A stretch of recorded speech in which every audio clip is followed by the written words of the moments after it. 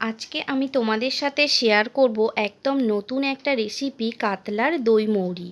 আর এই রান্নাটা যে একবার খাবে তার কিন্তু বারবার খেতে মন চাইবে। তো চলো বন্ধুরা, কাতলার দই মৌরিটা বানানো যাক। তো দেখো, এখানে কাতলার দই মৌরি বানানোর জন্যে আমি নিয়ে নিয়েছি কিছুটা পরিমাণ কাতলা মাছ। আর এটা আমি ধুয়ে পরিষ্কার করে রেখেছি। এখন পরিমাণ মতো নুন আর পরিমাণ মতো হলুদ আর 1 চামচ মতো সাদা তেল দিয়ে এটাকে আমি খুব ভালো করে মেখে নেব।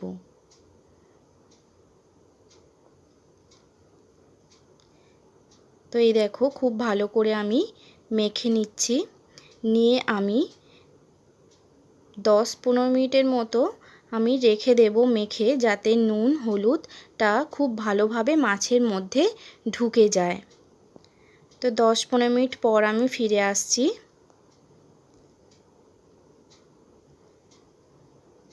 তো দেখো, ওদিকে আমি কড়াই বসিয়ে দিয়েছি আর কড়াইটা আমার প্রায় গরমও হয়ে গেছে।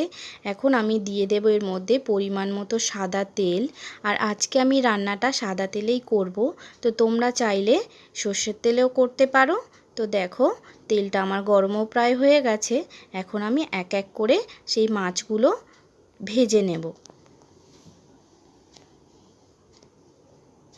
তো একবারই আমি এক এক করে সব মাছগুলো দিয়ে দিলাম। মাছগুলোকে এখন আমি একটু ভেজে নেব। আর এই মাছটা আমি খুব ভালো করে ভাজবো না, খুব লাল করব না, এটা একটু হালকা করেই ভাজবো। এই রান্নাটার জন্য একটু হালকাই ভালো লাগে মাছটা।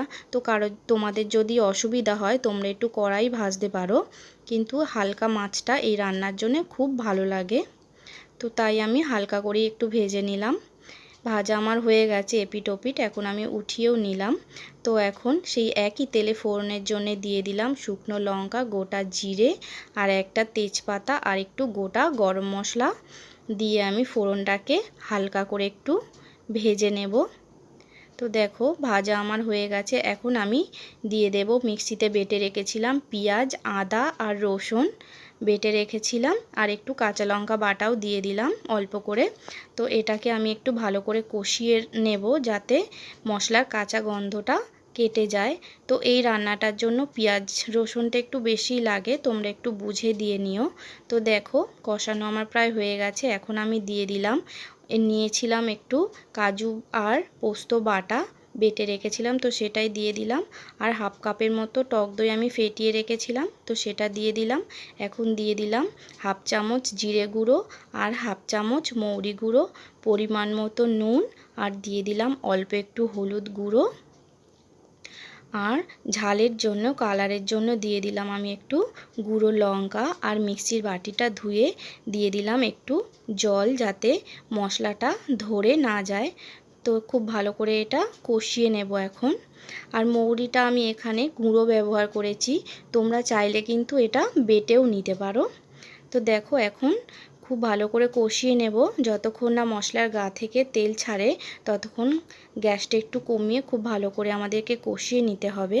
তো দেখো, তেল আমার প্রায় ছেড়ে দিয়েছে। এখন আমি দিয়ে দেব একটু চিনি আর একটু নাড়াচাড়া করে আমি এখন জল দিয়ে দেব পরিমাণ মতো।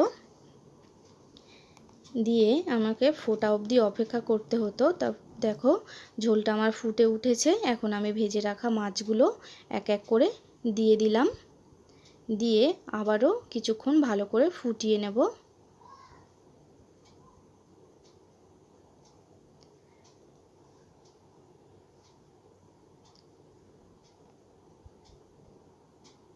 তো দেখো, কিছুক্ষণ ফোটানোর পর আমি দিয়ে দিলাম দুটো চেরা কাঁচা লঙ্কা।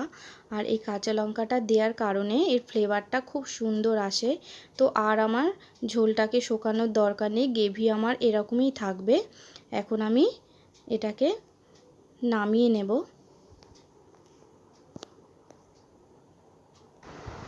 তো দেখো বন্ধুরা, কাতলা মাছের দই মৌরি কিন্তু আমার রেডি। তোমরা অবশ্যই এটাকে বাড়িতে ট্রাই করে দেখো। আর ভালো লাগলে একটা লাইক করে, কমেন্ট করে, শেয়ার করে, একটা সাবস্ক্রাইব করে আর পাশে থাকা বেল বাটনটি অন করে আমার পাশে থেকো।